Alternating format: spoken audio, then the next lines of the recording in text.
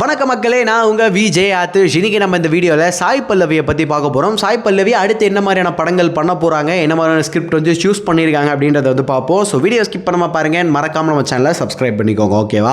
சாய் பல்லவி அப்படின்னு நம்ம பார்த்தோன்னா எனக்கு தெரிஞ்சு ரொம்ப அண்டர் ரேட்டடான ஒரு ஆக்ட்ரஸ் அப்படின்னு வந்து சொல்லுவேன். என்னப்பா அமரன் படம் சூப்பராக பண்ணும்போது அதுக்கெலாம் கரெக்டாக தானே மக்கள் ஹைப் பண்ணாங்க அப்படின்னு கேட்டிங்கன்னா, அமரன் படத்துக்கு ஹைப் பண்ணாங்க. பட் அதை தாண்டி இவங்க பண்ண நிறைய படங்கள், நிறைய ஸ்கிரிப்ட் இவங்க சூஸ் பண்ணதில் சூப்பராக வந்து ஒர்க் அவுட் ஆகிருக்கு. அண்ட் இவங்களோட பர்ஃபார்மன்ஸை பற்றியும் வந்து தாறுமாறாக பேசலாம். பட் இவங்களுக்கு அந்த அளவுக்கு வந்து இவங்க அந்த பிஆர் டீம் வந்து செட் பண்ணலன்னு நினைக்கிறேன். பரவாயில்ல, நம்ம அதை பற்றியெல்லாம் ஃபியூச்சரில் வீடியோஸ் வந்து போடுவோம். இப்போ அவங்க அடுத்து என்ன படங்கள் பண்ணுறாங்க அப்படின்றத பற்றி வந்து பேசுவோம். அடுத்து வந்து பார்த்திங்கன்னா தனுஷ் சாரோட அடுத்த படத்துக்கு வந்து சைன் பண்ணியிருக்காங்க. நேற்று அஃபிஷியலாக ஃபோட்டோஸ் எல்லாம் வந்தது, அதுவும் நம்ம வந்து பார்த்துருப்போம். அந்த படத்தில் இவங்க மட்டும் இல்லை, இவங்க கூட ஸ்ரீலீலாவும் இருக்காங்க. என்னதான் ஸ்ரீலீலா இருந்தாலுமே மெயின் ஹீரோயின் வந்து சாய் பல்லவி தான், அதில் வந்து சந்தேகமே வேணாம். அது வந்து அஃபிஷியலாகவே வந்து சொல்லியிருக்காங்க. இதுக்கு அடுத்தபடி என்ன படம் பண்ணுறாங்க அப்படின்னு பார்த்தீங்கன்னா ராமாயணா, ரன்பீர் கபூர், நம்ம யஷ் இவங்கெல்லாம் சேர்ந்து ஒரு படம் பண்ணுறாங்க இல்லையா, அந்த படத்தில் இவங்க வந்து ஒரு ரோல் பண்ணுறாங்க.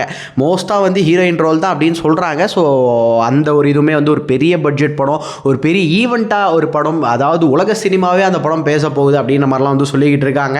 ஏஆர் ரகுமானோட மியூசிக் வேறு இருக்குது. அப்போ அந்த படம் எந்த அளவுக்கு ஒரு பெரிய படம் அப்படின்றத வந்து பாருங்கள்.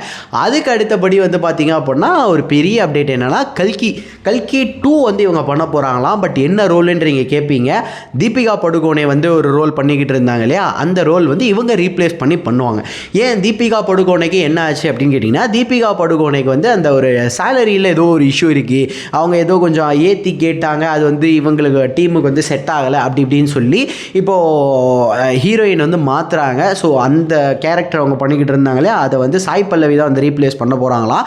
பட் இதுக்கு முன்னாடி வந்து பிரியங்கா சோப்ரா தான் அந்த கேரக்டர் எடுத்து பண்ண போகிற மாதிரிலாம் வந்து பஸ் வந்தது. பட் ஃபைனலைஸ் பண்ணியிருக்கிறது வந்து சாய் பல்லவி அப்படின்ற மாதிரி வந்து சொல்கிறாங்க. ஸோ 3 படமுமே டாப் டக்கரான படம், ஒரு பக்காவான ஒரு செலெக்ஷன் அப்படின்றத வந்து எந்த விதமான மாற்று கருத்துமே வேண்டாம். அண்ட் அதே மாதிரி சாய் பல்லவி அவங்க சூஸ் பண்ணுற படங்கள் அப்படின்றத தாண்டி பார்த்தீங்க அப்படின்னா, நான் அடுத்தடுத்த படங்கள் டக்குன்னு பண்ணணும், ஒரு வருஷத்துக்கு இவ்வளோ படம் பண்ணணும் அப்படின்றதெல்லாம் அவங்களோட எய்மாகவே இருக்காது. நல்ல படம் பண்ணணும், அதுவும் நல்ல ஒரு கருத்திருக்க படமாக பண்ணணும் அப்படின்ற மாதிரி சூஸியாக தான் அவங்க வந்து படம் வந்து பண்ணுவாங்க. அந்த வகையில் இப்போ பண்ண போகிற 3 படமுமே வந்து ஒரு சரியான படங்கள் அப்படின்றது வந்து சொல்லலாம். அண்ட் இதை பற்றி நீங்கள் என்ன நினைக்கிறீங்க, அடுத்து என்ன வீடியோ வந்து போடலாம், அடுத்து எதை பற்றி பேசலாம் அப்படின்றத மறக்காமல் கமெண்ட் செக்ஷனில் கமெண்ட் பண்ணுங்கள். அடுத்து உங்களுக்கான வீடியோஸ் கூடிய சீக்கிரத்தில் வரும்.